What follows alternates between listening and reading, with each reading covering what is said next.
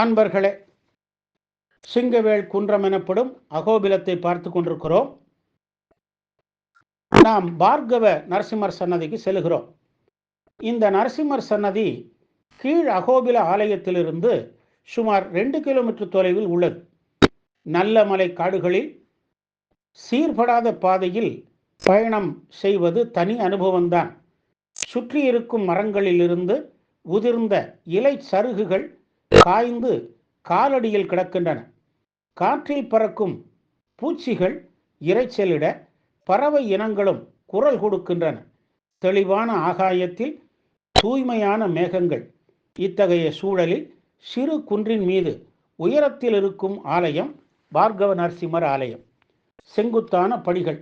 படியேறும் முன் ஆலயத்தின் பக்கவாட்டில் சதுர வடிவில் ஒரு திருக்குளம் உள்ளது. இதற்கு பார்கவ தீர்த்தம் என்று பெயர். இக்குளம் வற்றுவதே இல்லை. இதனால் இதற்கு அக்ஷய தீர்த்தம் என்றும் பெயர். நீரில் ஆலயம் பிரதிபலிக்கிறது. பார்கவர் எனப்படும் பரசுராமர் அவர் தீர்த்த யாத்திரை மேற்கொண்டிருந்த போது இங்கு நரசிம்மரை தரிசிக்க வந்தார். அவரது வேண்டுகோளுக்கு இணங்கி திருமால் தசாவதார காட்சி தந்தார்.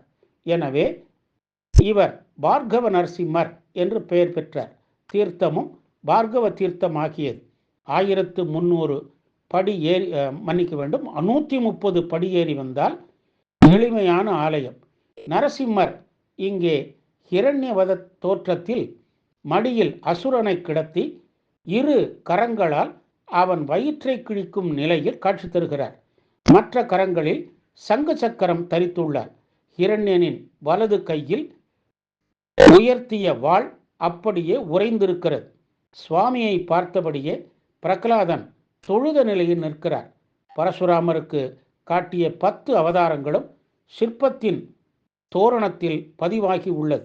சன்னதிக்கு வெளியில் மகாவிஷ்ணுவின் விக்கிரகமும் பிரதிஷ்டை செய்யப்பட்டுள்ளது. இவரை வணங்கினால் சூரிய கிரக தோஷங்கள் விலகிடும், சகல பாபங்களும் நீங்கிடும், மன நிம்மதி உண்டாகும். எழுத்தாற்றல், கவிதை புணர்தல், குடும்பத்தில் மகிழ்ச்சி உண்டாதல், நோயற்ற வாழ்வு, வெளிநாட்டில் வேலை வாய்ப்பு ஆகியவற்றை இங்கு வேண்டி நிற்கின்றனர். வசிஷ்ட முனிவரும் பிற ரிஷிகளும் தவம் செய்த திருக்கோவில் இது. பாரக வாக்கியா தபஸ்வீச பாவனா பவிதாத்மனே அக்ஷய தீர தீர்த்தஸ்து பார்கவயாஸ்து மங்களம். அடுத்து நாம் கரஞ்ச நரசிம்மர் ஆலயத்திற்கு செல்கிறோம். கருடாந்திர மலைத்தொடரில் மேற்கு புறத்தில் கரஞ்ச நரசிம்மர் ஆலயம் உள்ளது.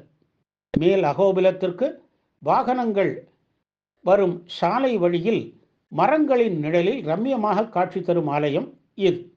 நுழைந்ததும் முகப்பு மண்டபம். இங்குள்ள தூண்களில் சிறப்பான சிற்ப வேலைப்பாடுகள் கண்ணிற்கு விருந்து. மண்டபத்தின் இடதுபுறம் ஆஞ்சநேயர் சன்னதி. ஆஞ்சநேயர் நரசிம்மரின் சன்னதி நோக்கி முகம் திருப்பி வணங்கியபடி நிற்கிறார். கரஞ்ச விருட்சம் என்றால் கருங்காலி மரம். இந்த மரத்தின் கீழே ராமரை வேண்டி தவமிருந்தார் ஸ்ரீ ஆஞ்சநேயர். திருமாலோ ஆஞ்சநேயருடன் விளையாட விரும்பினார். அவர் முன்னே அழகிய சிங்கராக நரசிம்மர் பிரத்யட்சமானார். அப்போது என்ன நடந்தது?